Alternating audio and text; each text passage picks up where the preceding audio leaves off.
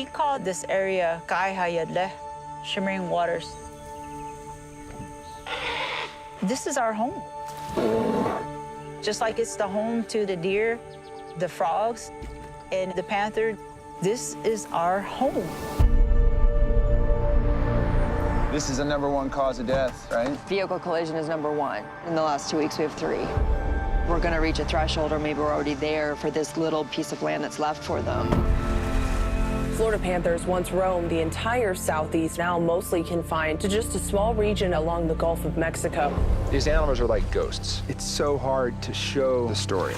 And you have to show people to create that connection, that love. Damn. This morning, we're learning about a new bill that would add 3 major toll highways running through some of our most undeveloped areas in Florida. There's only so many pieces of unspoiled paradise left. It's been before my lifetime since the last female panther was documented north of the river. Here's some nice tracks. If we can show the world who that panther is, that's going to be the spark to save this whole corridor. Now we've got a Category 5. The only population of Florida panthers occurs right where this hurricane is going to come through. There's so much disappointment. Then there's this image of hope. If a big python gets me, will you come rescue me? I'll film it. The animals, they don't see these imaginary lines. They're trying to get to the areas that they knew. What this group's ultimately doing is deciding the future of wild Florida. To have new generations of panthers being born here will bring this system back into balance. This is it. This is nature's last stand. Somehow it's still here, like a seed waiting to be replanted. The panther is showing us that it's not too late. There's no limit to the balance that we can bring back across this entire continent.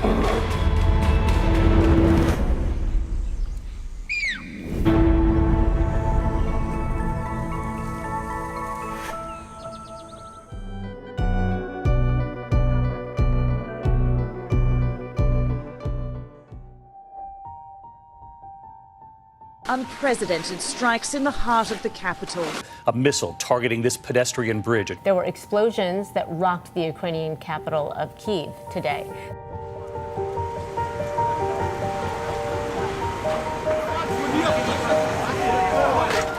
Досвід прильоту в велику багатоповерхівку у Дніпрі показав, що має бути створена emergency team в Україні. Команда швидкого реагування, годування, харчування і супорту людей. Коли команда ДСНС буде працювати 24/7, рятувати життя.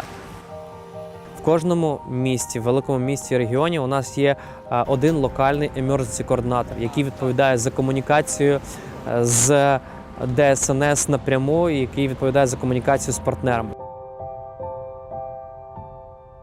І я пам'ятаю той день, я отримав дзвінок о 7 ранку, що у нас великий приліт і треба виїжджати командою, годувати людей. І поки рухався на локацію, я дзвонив нашим партнерам, ресторанам і казав, що необхідно буде приготувати якусь кількість їжі. Давайте розпочнемо з сендвічів і води. Просто везіть все, що є.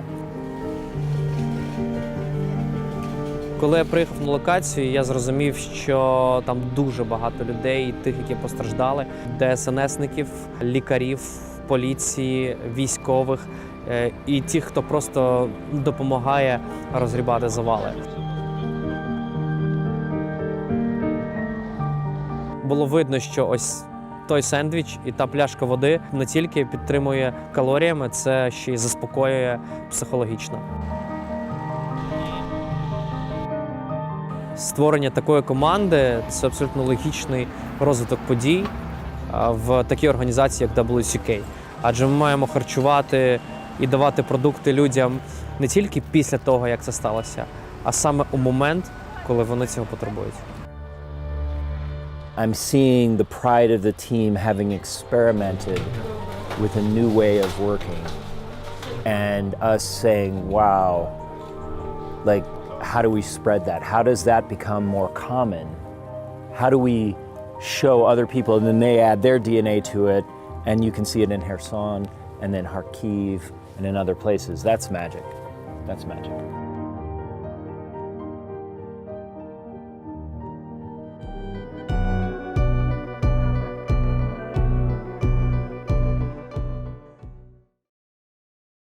Okay, now here's a question. What's the biggest living organism on the planet? A whale? A redwood tree? Arguably, it's armillaria, a huge honey fungus living in a forest in Oregon, USA. It covers over 9 square kilometers and is thought to be at least 2,400 years old. Oh, and it glows in the dark. Mind blown? What if we also told you that other types of fungi can absorb oil spills, control insects' brains, and that fungi in general are essential to all terrestrial life on Earth?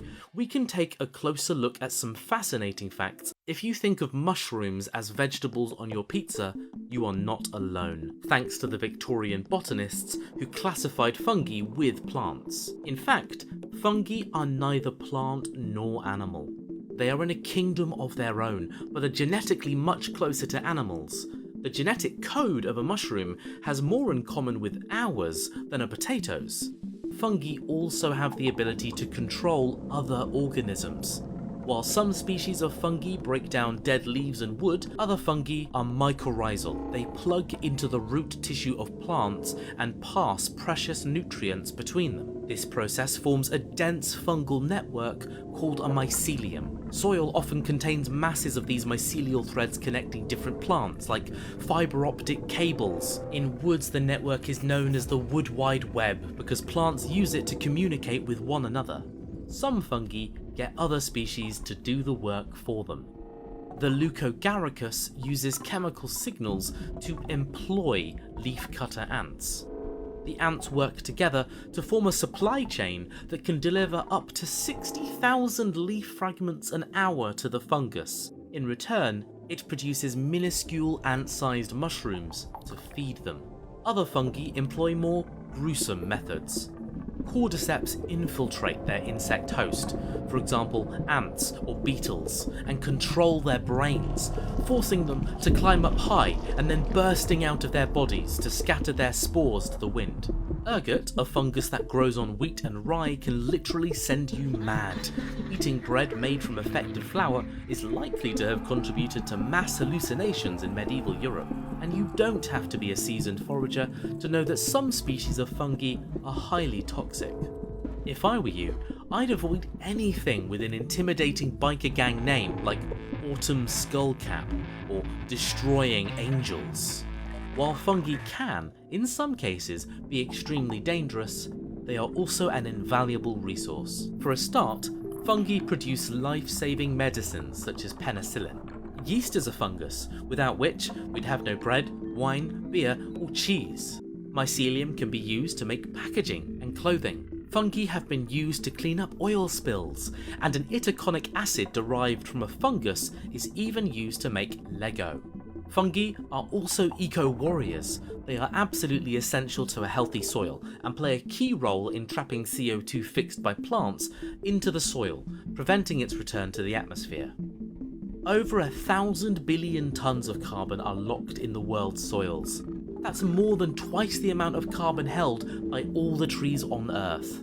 If the activity of soil fungi were to increase, they could potentially solve global warming on their own. But despite their many uses and dangers, of course, fungi aren't actually good or evil. They are an incredibly adaptable and distinct life form, playing a key role in terrestrial life on the planet. And for that, and not just because they taste great on pizzas, they should be celebrated.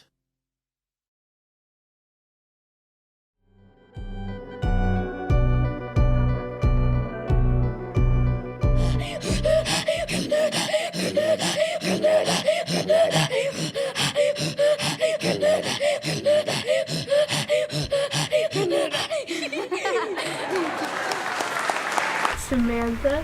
Her laugh is hilarious, so I start laughing. You two are too cute. In fact, there are people here on Twitter right now saying that you should have your own radio show. So, should. Yeah, okay, well, how do you feel about tomorrow getting up at 3 a.m.?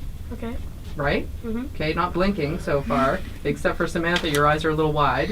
Coming in and hosting a radio show? You feel perfect? Okay. It should be named #Giggles. Right. Are you okay about like grilling senators and like really holding their feet to the fire? Yep. Yes. Yeah? Okay. All right. Okay. Hired. #Giggles Studio. Yeah. Perfect. #Giggles CBC. Now, before you go, because some people might have missed your performance. I'm wondering if you can give us a little preview, both of you. So you're going to tilt the microphones slightly, so you're going to face each other. Actually, just come right in front of them and give it a go. Let's see. I'm Both of them or just one? You're good right where you are.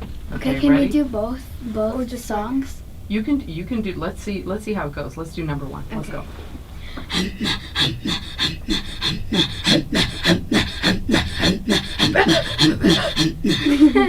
Oh, I think Kayla giggled first, didn't you? Okay, how about one more go before you go? Okay. We're gonna do Cleaning Canada, the one we did yesterday for the second one. Okay. We made this one up.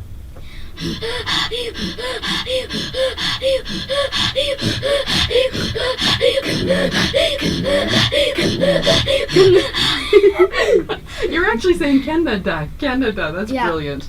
You two are real gems. Thank you so much for being here. I hope all this fame doesn't go directly to your heads, because you're pretty cool the way you are right now. Thank you. Okay. Thank you. Bye.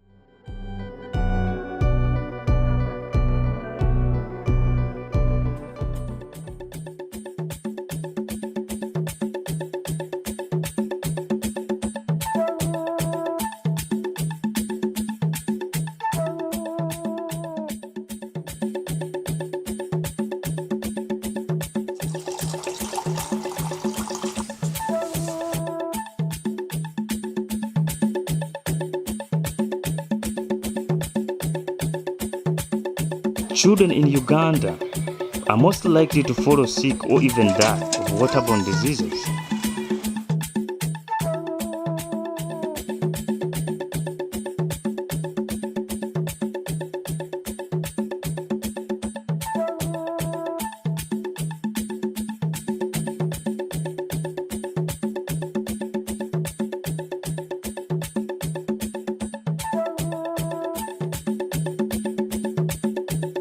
Thanksgiving Coffee Company has widened its efforts from just buying coffee, providing clean water filters to farmers of Uganda. This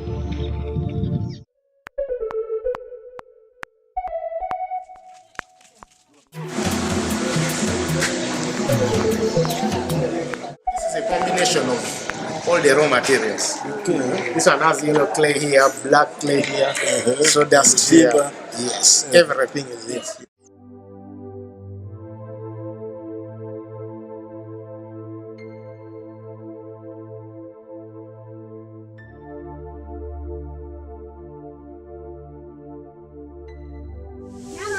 Tetukyalwala ndwadde nga ekiddukano ezaali zitumalako esente zaffe genda mu ddwaliro kati amazzi era tetukyafumba enku ezo ze twali tufumbisa tusevinga ne tufumbisamu ekintu ekirala okutuzaamu amaanyi aha kirungi ate omulala bw'oganywa amazzi ddagala musegedde ndaba nga obulamu bukyuseeko kubanga sikyafumba amazzi tunywa amazzi amayonjo expenses zonna ze tubadde tuyingizaamu zaagwawo.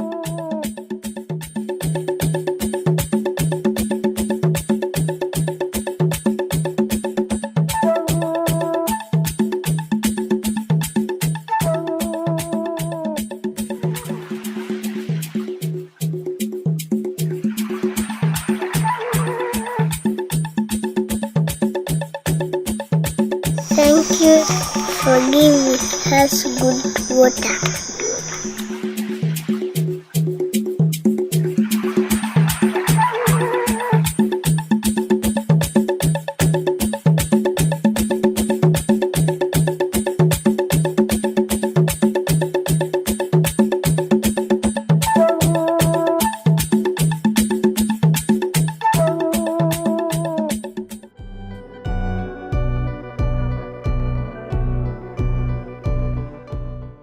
A very scary morning here at Taste by Spellbound after a bear broke into this garage area where we are right now. This is the scene of the crime.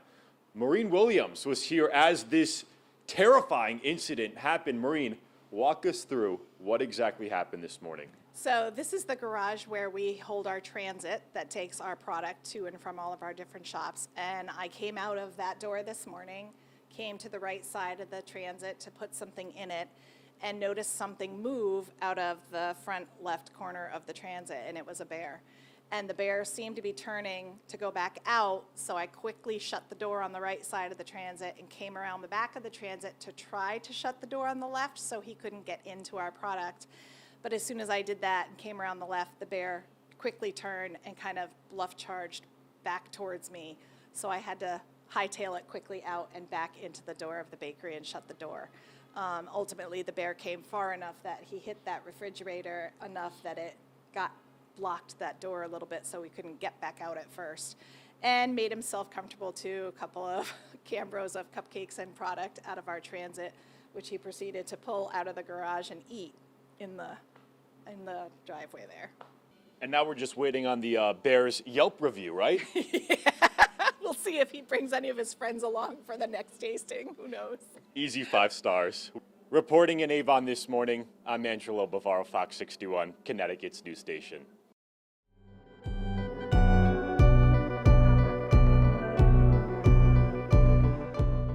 Remain hopeful that we honor the commitment to bring our Afghan allies back, the commitment that was made to them when they stepped up to serve alongside us. So I remain hopeful for that. But it's sad. I mean, you can't help but look at what's happening on TV and be devastated.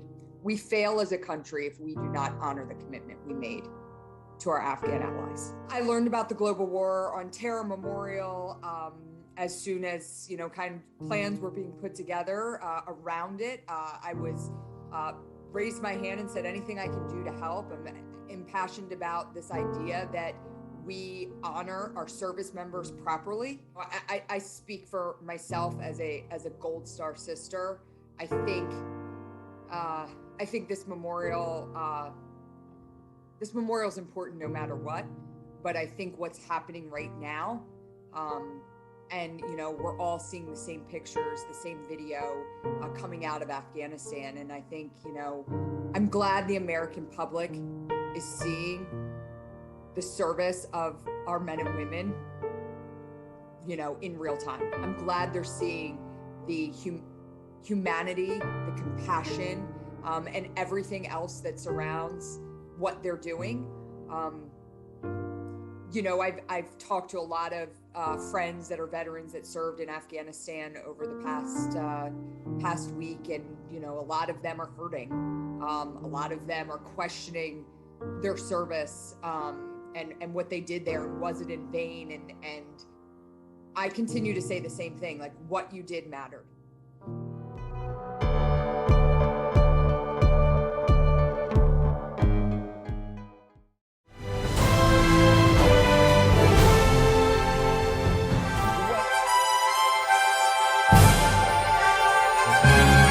Captain America was created by Joe Simon and Jack Kirby. Cap made his first appearance in Captain America Comics issue 1 in March of 1941. In 1940, writer Joe Simon conceived the idea for Captain America and made a sketch of the character in costume. Captain America's sidekick Bucky was named after Joe Simon's friend, who was the star of the high school basketball team. Simon also recalled in his autobiography that Timely Comics publisher Martin Goodman gave him the go-ahead and directed that a Captain America solo comic book series be published as soon as possible. Joe Simon got his partner and friend, the infamous Jack Kirby, to pencil the book, and boom, the first issue of Captain America was born. The cover of the issue showed good old Cap punching Nazi leader Adolf Hitler in the jaw. The reason for this was because the issue was released around the time of World War II, so it showed an American soldier, i.e. Captain America, punching the douchebag Adolf Hitler in the jaw. Stan Lee contributed to the character in issue 3. In the filler text story, Captain America foils the traitor's revenge, which introduced the character's use of his shield as a returning throwing weapon.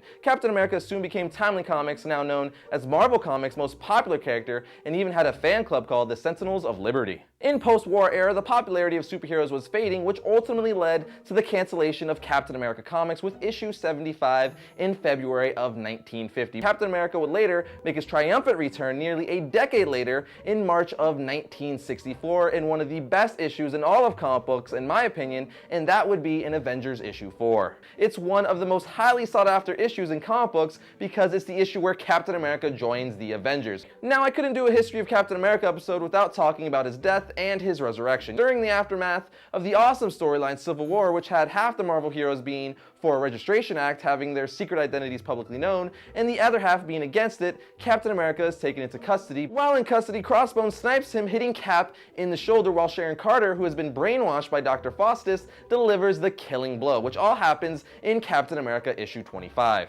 After Steve Rogers dies, his old sidekick Bucky Barnes, aka Winter Soldier, follows in Steve Rogers' footsteps, becoming the new Captain America. As for Steve Rogers' resurrection, it is later revealed in Captain America Reborn issue 1 that Steve Rogers did not die. Of course. The Red Skull returns Rogers to present, where he takes control of Rogers' mind and body. Rogers eventually regains control, and with the help from his allies, defeats the Red Skull by the end of the miniseries. In a following one-shot comic, Captain America Who Will Wield the Shield, Rogers formally grants Bucky his Captain America shield and asks his former sidekick to continue as Captain America. The American president grants Rogers a full pardon for his anti-registration actions from the Civil War storyline. Now, you might be saying, but Eris, Steve Rogers is Captain America again in the comics. To you I say, let me explain. During the Fear Itself storyline, following the apparent death of Bucky at the hands of Sin in the form of Scatty, Steve Rogers ends up changing into his Captain America uniform, taking up the role of Captain America once again. When the Avengers and the New Avengers are fighting Scatty, the Serpent ends up joining the battle and breaks Captain America's shield with his bare hands. When it comes to the final battle, Captain America uses Thor's hammer to fight Scatty until Thor manages to kill the Serpent. In the aftermath of the battle, Iron Man presents him with his reforged shield, which is now stronger. It is then revealed that Captain America, Nick Fury, and Black Widow are the only ones who know that Bucky actually survived the fight with Scatty. Bucky then resumes his identity as Winter Soldier. And that brings another episode to a close. But remember, you can like our variant Facebook page to keep up with the show and all things comic related.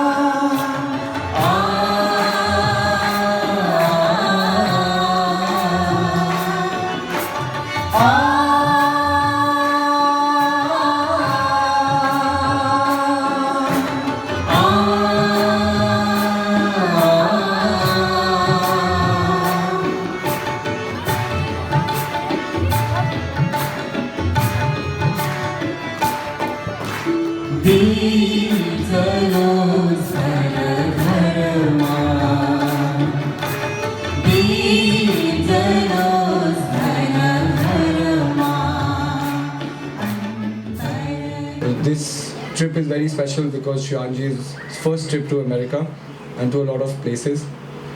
It's been a very fortunate trip because before coming here we were in Canada, and with the grace of Guru Maharajji, Jagajani Mataji and Shivanji Maharaj, we just celebrated the inauguration of a new ashram in Canada, Calgary, Alberta. And it's a work in progress. All ashrams are a work in progress. I guess all the premies also know that even this ashram is a work in progress only after so many years. But that's the beauty of an ashram, because it also grows with the people that it nurtures, you know, in its vicinity.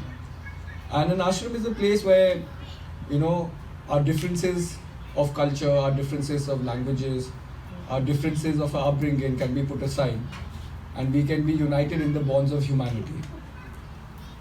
So it is indeed a great opportunity to sit in the feet of the Master. We all on a journey. We all search for our own meanings of life, for our meanings of expression, what makes us satisfied, what makes us content. And that's how this community is formed. So our search has brought us to this common place, you know, where we all, irrespective of our differences, have a common grounding, a common footing. So to experience the truth is sometimes also easy, because truth sometimes is not only manifested through words, you know, sometimes it's manifested through gestures. Sometimes an unknown person can share something with you or can guide you in certain ways that can be very profound or life-changing for you. So these experiences are very profound, and we have in some way experienced them. But the third thing that Gautam Buddha says is, be ready to let everything go is sometimes the most difficult. And if we all look back into our lives, the reason why spiritual progress is sometimes difficult or sometimes time consuming is that we have not learned to let go of what is meant to let go. And if we see that so many people live their life with regrets, it's a very simple example. There's so many children here. If you speak to a child and you ask them what they want to do in life, they will give you their ambitions. Someone wants to become a doctor, someone wants to travel the world.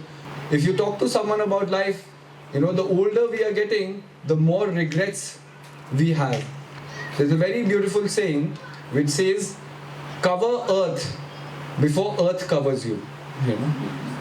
So it's very strange because we're all here for this experience.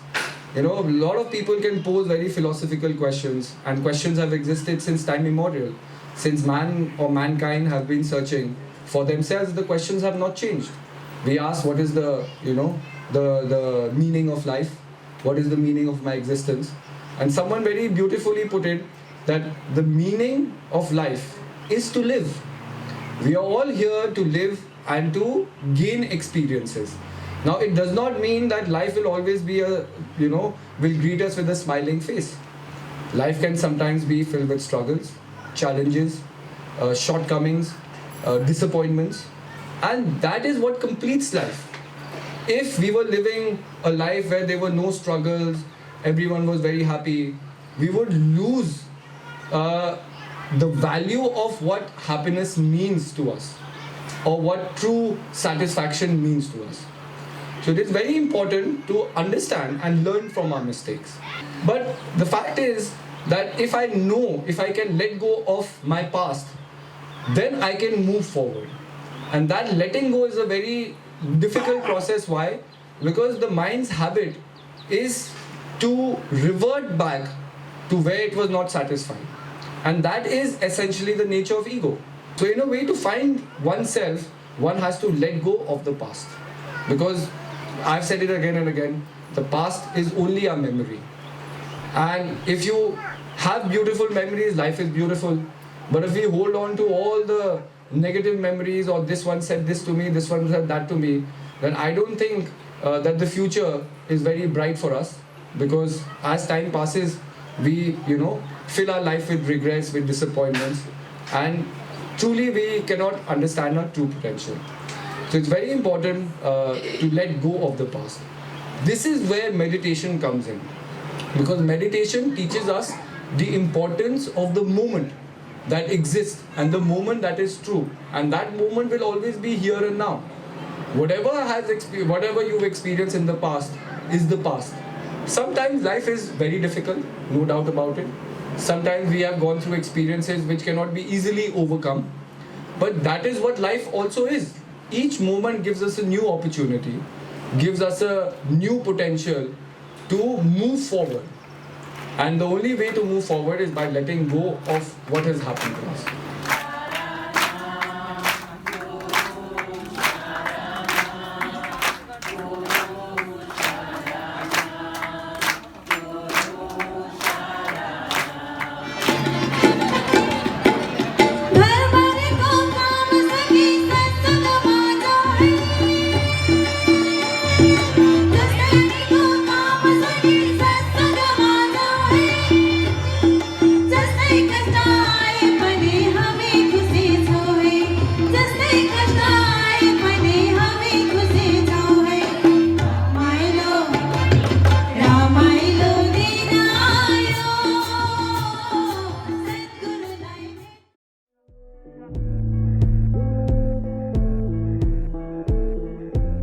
Advocates for the homeless sleep outside Morningside to protest the city's homeless crisis.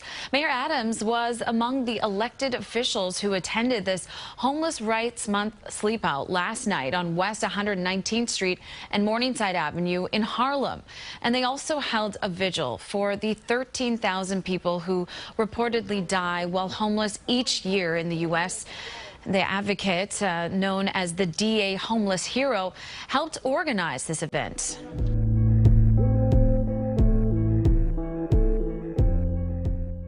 Morning revealed the full extent of the flooding in the city of Kherson. Imagine First you survive Russian occupation, then constant shelling, now this. The floodwater had risen 12 meters. All day long, the Ukrainian emergency services and volunteers have been rescuing those who'd been stranded. They're leaving behind their ruined possessions and homes. All they can save are their precious pets. They tried to stay put, but it was impossible. Все сидела, все надеялась, что останемся там. А потом, как начала бежать вода с такой силой, что, ну хорошо, сынуля додумался. У соседа взял лодку, и благодаря этому мы выбрали. They blamed the Russians for blowing up the dam. Ну потому что русские, наверное, подбили дамбу, не подумавши, как говорится. Они нечеловечные люди. Им, как говорится, нет прощения, понимаете? Никак, абсолютно. And while he was speaking, a more familiar peril, the sound of shelling. So they scrambled for cover. The Russians deny responsibility. The flood also damages the water supply to Crimea, which they control. But Ukrainian officials say this was a desperate form of defense designed to delay Ukraine's counteroffensive. In Nova Kakhovka, the site of the dam, which is under Russian control, people are returning to their homes. But it's hard to see how they'll be able to stay, and it's unclear how much assistance Russia will provide. Debris is floating downriver, including 150 tons of oil from the hydroelectric plant. The pollution is horrific. Already, hundreds of thousands of fish have perished, and agricultural land has been damaged, probably for years. Upriver, in Zaporizhia, they were practicing a nuclear drill today.